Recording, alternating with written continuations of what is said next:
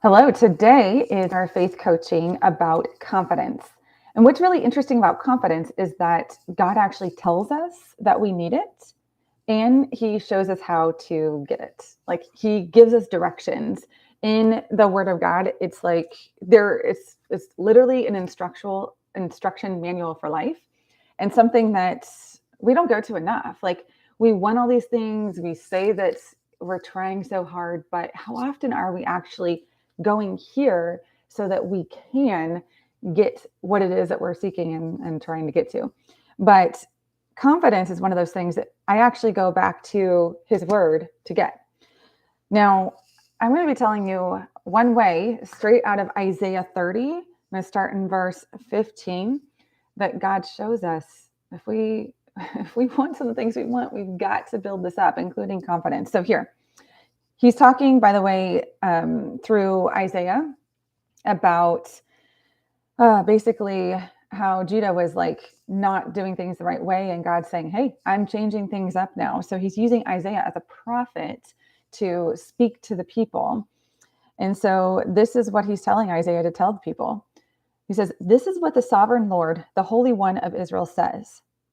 Only in returning to me and resting in me will you be saved. In quietness and confidence is your strength, but you will have none of it." So listen here.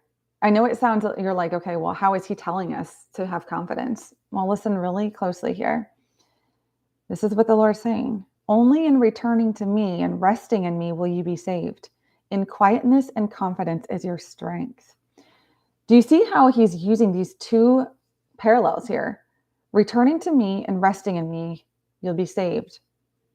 Quietness and confidence is your strength. He's showing us that when we return to him and when we are choosing to rest in him, that is when we get confidence. In that quietness in his arms, we actually gain confidence. He teaches us, he speaks to us.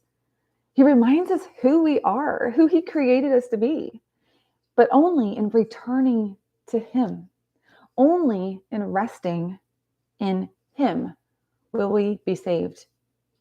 And oftentimes we think that strength is something that we have to muster up and we have to like be bold, and not that we're not bold when we're quiet, but like that we have to be strong, stubborn, and like if you think of strength as like, oh, like we're being on the offensive. However, get this.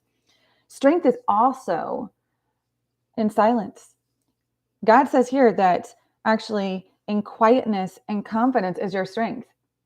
Are you looking for strength? Are you looking for confidence? Okay, the creator of the universe, the creator of you actually says here that by returning to him and resting in him in the quietness, you're going to get the confidence and the strength that you need. So I'm going to go on then to verse 18. So Isaiah 30:18, it says, "So the Lord must wait for you to come to him so he can show you his love and compassion. For the Lord is a faithful God. Blessed are those who wait for his help." So do you see how he's saying over and over, we have to come to him? So if we want that confidence, if we want that strength, we can't look around here in the world that's telling us to like, go out and get it. Go out and just be confident, because guess what? It's fake. We're wearing a mask when we do that. It's fake. But when we rest in him, as it says there, when we return to him and we rest in him, we are saved.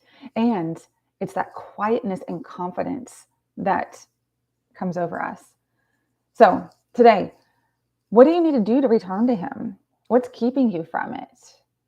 Is it not having the confidence? Well, guess what? It's this whole cycle. Like, go back to him and you will gain confidence. Is it that there are things from your past that you're like, yeah, no, I can't go to him because of this or that? He says, return to him so he can show you his love and compassion. See, it's okay. You can still come to him, even messed up. We all do it.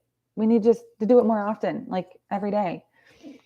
Maybe you don't feel like you can return to him because you've never known him in the first place.